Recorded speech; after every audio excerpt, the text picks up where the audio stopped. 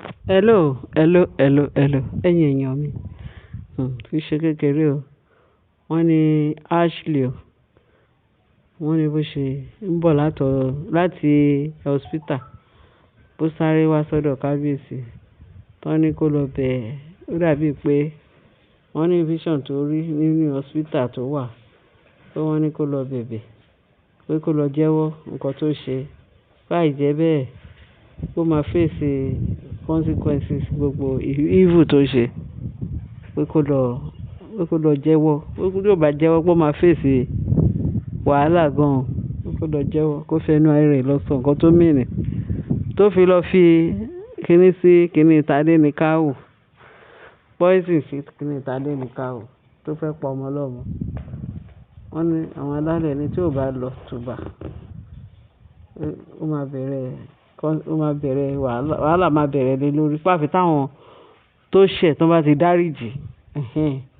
Nìkan ni. Ṣùgbọ́n tí ò bá dáríjì pé wọ́n máa face ìyà ìṣẹ́.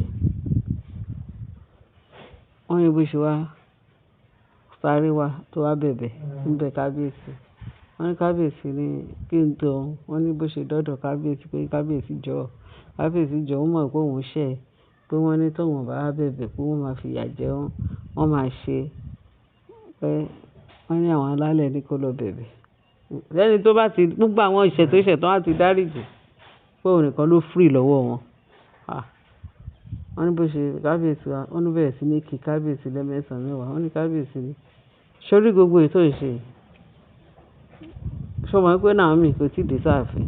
Ṣé ni kó lọ bá a lọ? Tí Naomi bá ti lè dáríjì ẹ̀, ìyẹn nìkan ni ò ní face consequence tó ń sọ pé ó máa face. Pé ṣùgbọ́n tó bá ti dáríjì ẹ̀, pé ó ti tán.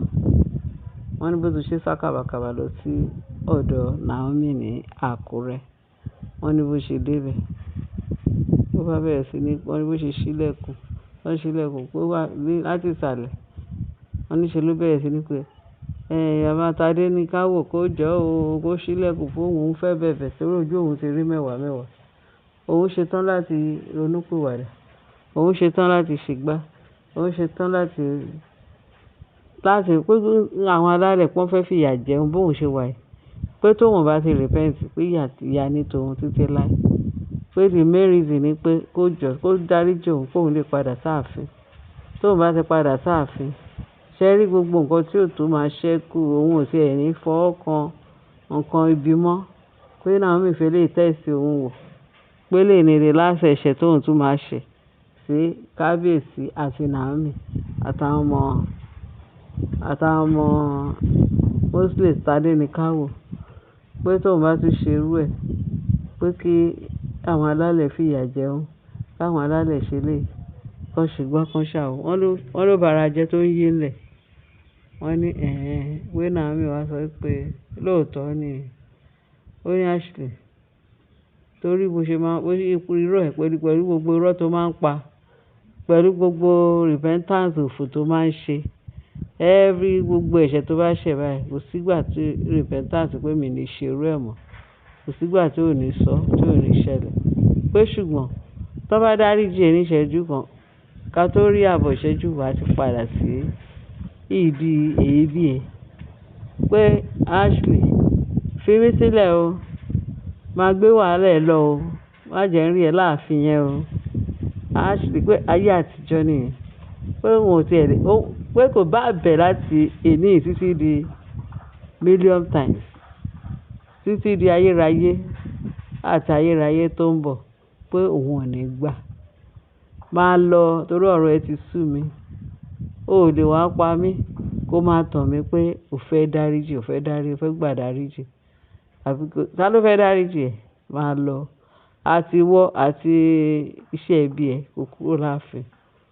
Òun padà bọ̀ láàfin for good. Tóun bá bá ẹ láàfin yẹn kó mọ̀ pé àti ẹ ti ta ayé ẹ̀ ti dáràn. Lọ́ba ni Ashley sọ̀rọ̀ Naomi sọ̀rọ̀ bí aláṣẹ gan. Aláṣẹ tán gbé lé lọ́wọ́. Ó ti bẹ̀rẹ̀ àṣẹ o. Ṣé mọ̀ pé sùmẹ̀sùmẹ̀ ti tán. Naomi máa sọ pé bóyá tí n bá ṣe léyìí bóyá Ọlọ́run ò ní dáríjì mi.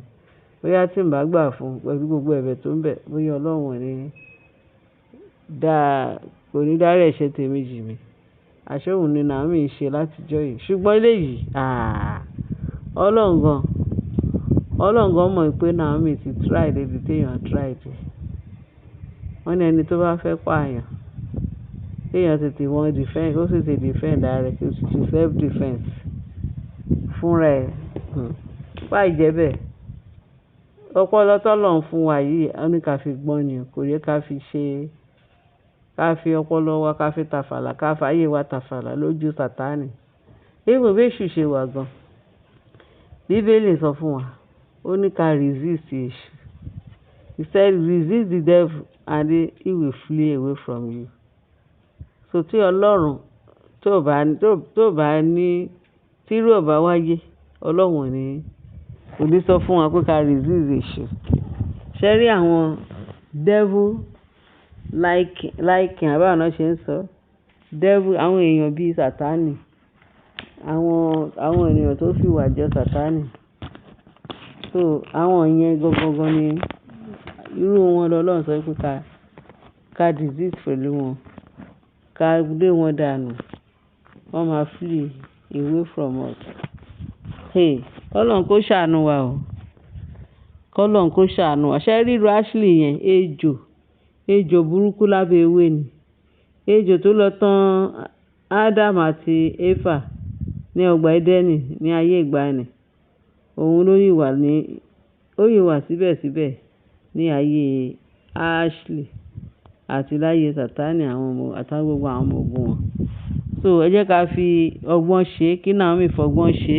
Tí Naomi ò bá fọgbọ́n ṣe, ejò tó wà lábẹ́ ewé, Ọlọ́run má jẹ́ kó ṣáàyàn. Kò ní ṣá Naomi, kò ní ṣá kábíyèsí, kò ní ṣá àwọn ọmọ kábíyèsí o. Lórúkọ Jésù, àtàwọn tí Naomi bí àtàwọn tó ń bí. Àwọn èṣù tán kó sáàfin. Àṣé wọ́n lè wá sí ààfin láti wá ṣe jàǹbá. Ọlọ́run ò ní gbà fún wọn. Bọ́n ṣe wá náà ṣe máa lọ. Bọ́n ṣe wá sáàfin, bẹ́ẹ̀ náà ni wọ́n máa lọ pẹ̀lú ògo t'Ọlọ́run. Wọ́n pè yín kábíyèsí ní kẹ́ wá jẹun. Ẹ dẹ̀ bẹ̀rẹ̀ sí ní ka lọ́wọ́ pọ̀. Bóúnjẹ yẹn ẹ̀ ní jẹ́ kó jẹ. Òun lẹ̀ ń ṣe yìí. Olólùfẹ́ kábíyèsí ní ẹ̀ gbọ́dọ̀. Ó ní kó lọ mú ìyàwó òun padà. Because kò rí ìwúlò yín ní ààfin. Kàràn tí ẹ máa fi wúlò fún, níṣe lẹ̀ túbọ̀ ń dá ìbànújẹ́ fún kábíyèsí.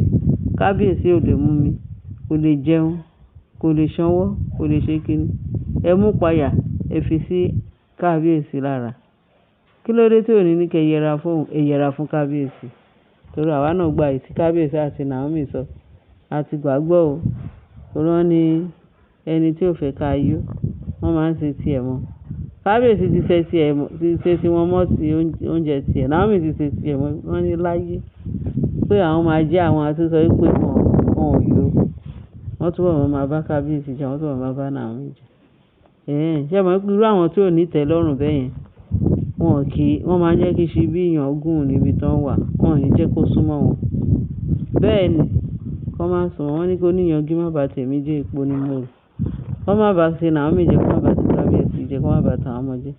Naomi ilé wọn tefetefe agbára ti wà lọ́wọ́ ẹ̀. Ọlọ́run gan ti fún ẹ láṣẹ. Ọmọ aláṣẹ ni ẹ, kò pàṣẹ nínú Jésù torí ọmọ aláṣẹ. Ó ní Ọlọ́run fún wa ní ẹ̀mí ẹ̀rù àti ẹ̀mí ìbẹ̀rù àti ó ní ṣùgbọ́n ẹ̀mí ọgbọ́n àti agbára àti inú tó yè kooro, òun ni Ọlọ́run fi fún wa àwọn ẹ̀mí wọ̀nyẹn tá a máa fi dúró sán nínú Jésù. Ẹ̀yin èèyàn wa, Ọlọ́run á fún Naomi ṣe o.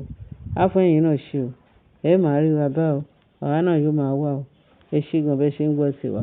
Ẹ bá a share, ẹ bá a like, ẹ bá a subscribe, kẹ́ ẹ bá wa fi tó kù sí comment section.